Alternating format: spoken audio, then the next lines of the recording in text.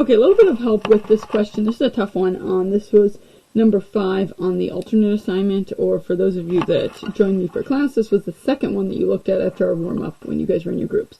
So a lot of you got this, but just a quick talk through if you were stuck, especially with the circle part is the hard one. So we were given the information that this is an equilateral triangle, a little bit hard to mark here, so I do know that all the sides are 18. And then just thinking big picture, area of a shaded region, I want to do, in this case, area of the triangle. So I just kind of like to set it up for myself, area of the triangle minus area of the circle. So I just need to figure out the area of both of those. So then I can just go ahead and grab a formula. 1/2 base times height is the area of my triangle, and area of my circle is going to be pi times radius squared. So now I have a little bit of direction with what I need to do. First thing I'm going to do is try to figure out this triangle. So 1/2 base of my triangle, well, the base of my triangle I know is 18, so that's figured out. That's this entire length here. But then I need to figure out the height of the triangle. So I'm going to go ahead and sketch that height in, and maybe I'll use red here. So if I sketch that height in, that's what I'm needing to find. I know that that does a couple things. It broke up this angle up here into 2 equal parts, so my 60-degree angle became 30 and 30.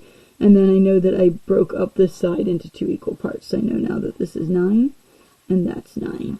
So if you want to, sometimes it's nice to kind of just like redraw that. So if I redraw that, I've got basically this right triangle. I've got a 30-degree up there, a 60-degree down there, and I know that this length is 9. So that happens to be my short leg across from the 30. I need to find the long leg as my height, and that would be 9 radical 3. So, and then you can also make the connection, the hypotenuse is twice the short leg, and that's working out because that was another one of my sides. So height becomes 9 radical 3, and you're thinking, wow, this problem's not so bad. I agree, this part's not too bad. So multiplying that out, let's see, 18 divided by 2 is 9 times 9, I get 81 radical 3 for the triangle part. So the question is, what am I subtracting from that? What does the area of my circle end up being? And I need to find the radius. So I'm going to go ahead and draw one more length in there. The good news is that I do have a radius. I see a radius here. And the radius that I see is this length right here. That's the radius of my circle. It's tangent to, I've got a tangent line there, so notice it's perpendicular, making a right angle with that tangent line. So I do know that it's part of the height of my big triangle. And I hope you can agree with me that it's not half. It looks like it's less than half. Because if it was half, then the top of the triangle would be right here, because this part would be the same. So I actually know it's less than half, but I don't know how much. So what I'm going to do is I'm going to make another triangle here. So I'm going to make another triangle by drawing out to one of my corners. I'll just use this bottom triangle, but you could obviously use any of them. And then I'm going to redraw that triangle so I can kind of see what I'm working with here. So this is the triangle that I just created there, where this is my radius, unknown.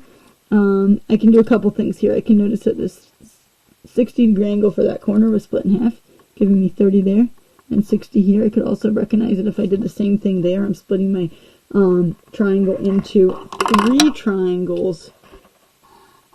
1 triangle, 2 triangles, 3 triangles, like I would if I was doing regular polygon. So each of those angles has to be equal, and that'd be 360 divided by 3, or 120 degrees. Okay, so I'm going to go ahead and recognize that this is 9, and in this case now 9 is my long leg of my triangle, not my short leg. So to get my short leg, I need to make an equation here. Long leg equals short leg times radical 3. So 9 is my short leg, I'm calling r, so we'll go ahead and do that, r radical 3. And then solve that, dividing by radical 3. So the radius ends up being 9 over radical 3. You know I'm not crazy about that number, so let's rationalize that. That gives me 9 radical 3 over radical 3 times radical 3 is radical 9, which is 3. And that simplifies to 9 divided by 3 is 3 radical 3. So that becomes my radius that I'm squaring.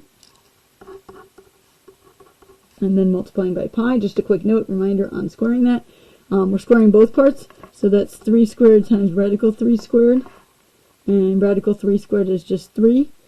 3 squared is 9, so 9 times 3, which is 27. So that becomes 27 pi. And that's it. I can't combine those. I've got a radical, I've got a pi, so I could put it in decimal form. If I want an approximate answer, if I want an exact answer, I'm going to leave it just like that. And I suppose I could put units squared. I don't have particular units in this case. Units squared and. Okay, cool. 5-minute video. Hopefully that helped with working on this problem.